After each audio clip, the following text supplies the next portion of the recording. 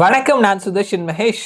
பீகார் தேர்தல், சட்டமன்ற தேர்தல் இந்த வருடம் அக்டோபர், நவம்பர் மாதத்துல நடைபெறவிருக்கிறது. பீகாரினுடைய தேர்தல் களம் எப்படி இருக்குது அப்படின்னு சொல்லிட்டு ஓட் வைப் அவர்கள் நடத்திய தேர்தல் கருத்து கணிப்பு முடிவுகள் 9 கேள்விகள் கேட்டிருந்தாங்க. நேத்தைய வீடியோல 4 கேள்விகளும் அதற்கான பதில்களும் நம்ம பார்த்தோம். இந்த வீடியோல மீதம் இருக்கக்கூடிய 5 கேள்விகள், அதற்கு மக்கள் என்ன மாதிரி ரெஸ்பாண்ட் பண்ணியிருக்கிறாங்க அப்படின்றத தெரிஞ்சுக்கலாம் வாங்க.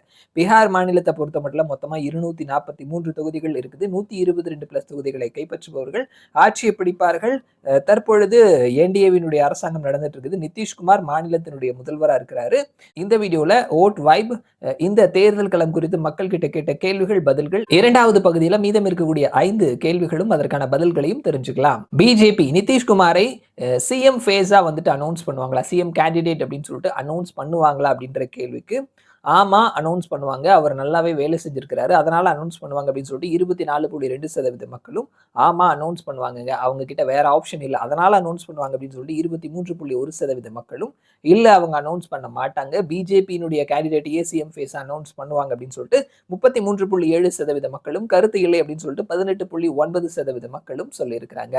அடுத்தது பீகாரினுடைய சிஎம் ஃபேஸா யார் இருக்கணும், யார் வரணும் அப்படின்னு சொல்லி நீங்க நினைக்கிறீங்க அப்படின்ற கேள்விக்கு நிதிஷ்குமார் அப்படின்னு சொல்லிட்டு 25% மக்களும், தேஜஸ்வி யாதவ் அப்படின்னு சொல்லிட்டு 32.1% மக்களும், பிரசாந்த் கிஷோர் சொல்லிட்டு 12.4% மக்களும், சிராக் பாஸ்வான் சொல்லிட்டு 9.4% மக்களும், மற்றவர்கள் சொல்லிட்டு 12.9% மக்களும், கருத்து இல்லை அப்படின்னு சொல்லிட்டு 8.2% மக்களும் சொல்லியிருக்கிறாங்க.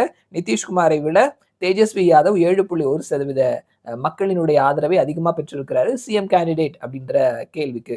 அடுத்தது தற்பொழுது நடந்துட்டு இருக்கக்கூடிய எஸ்ஐஆர், ஸ்பெஷல் இன்டென்சிவ் ரிவிஷன், வாக்காளர் வரைவு திருத்தம் நடந்துட்டு இருக்குது இல்லையா, ஸோ இதை வந்து எப்படி பார்க்குறாங்க அப்படின்ற கேள்விக்கு இல்லீகல் ஓட்டர்ஸ் இருப்பாங்க இல்லையா, சட்டவிரோதமாக வந்திருக்கிறாங்க, அவங்களெல்லாம் நீக்கிறதுக்கான ஒரு வாய்ப்பாக இருக்கும் அப்படின்னு சொல்லிட்டு 34.5% மக்கள் சொல்லியிருக்கிறாங்க. இது ஒரு ரொட்டீனான ப்ராசஸ் தான், அதனால ஓகே அப்படின்ற மாதிரி 15.8% மக்கள் சொல்லியிருக்கிறாங்க. ஸோ இது இப்போதைக்கு தேவையில்லை அப்படின்னு சொல்லிட்டு 27.3% மக்களும், இது வந்து தேர்தலில் வந்துட்டு வெற்றி தோல்வியை வந்துட்டு மாற்றுவதிலையோ அதற்கான ஒரு விஷயத்துல மேனிப்புலேட் பண்றதுக்கான ஒரு வாய்ப்பை ஏற்படுத்தி கொடுக்கும் அப்படின்னு சொல்லிட்டு 14.8% மக்களும், கருத்து இல்லை அப்படின்னு சொல்லிட்டு 7.6% மக்கள் சொல்லியிருக்கிறாங்க. ஸோ இது வந்துட்டு தற்பொழுது இது ஓகே தான் அப்படின்ற மாதிரி 50க்கும் அதிகமான சதவீத மக்கள் வந்துட்டு இந்த எஸ்ஐஆரை வந்துட்டு அக்செப்ட் பண்ணியிருக்கிறாங்க அப்படின்றத இந்த கேள்விக்கான பதில் வழியாக நம்மளால பார்க்க முடிகிறது. அண்ட் அடுத்தது நிதிஷ்குமாரினுடைய அரசாங்கத்துல சட்டம் ஒழுங்கு அப்படின்றது எப்படி இருக்குது அப்படின்ற கேள்விக்கு ஓரளவு இம்ப்ரூவ் ஆயிருக்குது அப்படின்னு சொல்லிட்டு 28.7% மக்கள் சொல்லியிருக்கிறாங்க. அப்படியே தாங்க இருக்குது அப்படின்னு சொல்லிட்டு 28.5% மக்கள் சொல்லியிருக்கிறாங்க. மோசமா இருக்குது அப்படின்னு சொல்லிட்டு 34.2% மக்கள் சொல்லியிருக்கிறாங்க. கருத்து இல்லை அப்படின்னு சொல்லிட்டு 8% மக்கள் சொல்லியிருக்கிறாங்க. சட்டம் ஒழுங்கு மோசமா தான் இருக்குது அப்படின்னு சொல்லி தான் வந்துட்டு நோ சேஞ்ச் அண்ட் மோசமா இருக்குது, இந்த ரெண்டையும் சேர்த்து பார்த்தோம்னா மோசமா தான் ஆகியிருக்குது அப்படின்றத நம்ம பார்க்க முடிகிறது. அண்ட் கடைசி கேள்வி, நீங்க ஒரு ஓட்டரா இருக்கும் பொழுது எந்த பிரச்சனை உங்களுக்கு பெரிய பிரச்சனையா தெரியுது அப்படின்ற கேள்விக்கு அன்எம்ப்ளாய்மெண்ட், வேலையின்மை அப்படின்றது 59.5% மக்கள் சொல்லியிருக்கிறாங்க. அடுத்தது விலைவாசி உயர்வுன்னு சொல்லிட்டு 11.1% மக்களும், சட்டம் ஒழுங்குன்னு சொல்லிட்டு 12.2% மக்களும், வாக்காளர் பட்டியல் அப்படின்னு சொல்லிட்டு 4.2% மக்களும், ஊழல் அப்படின்னு சொல்லிட்டு 9.4% மக்களும், பப்ளிக் யூட்டிலிட்டிஸ் அப்படின்னு சொல்லிட்டு 2.3% மக்களும், மதுபான விலக்கு, மது விலக்கு அப்படின்னு சொல்லிட்டு 3.5% மக்களும் சொல்லியிருக்கிறாங்க.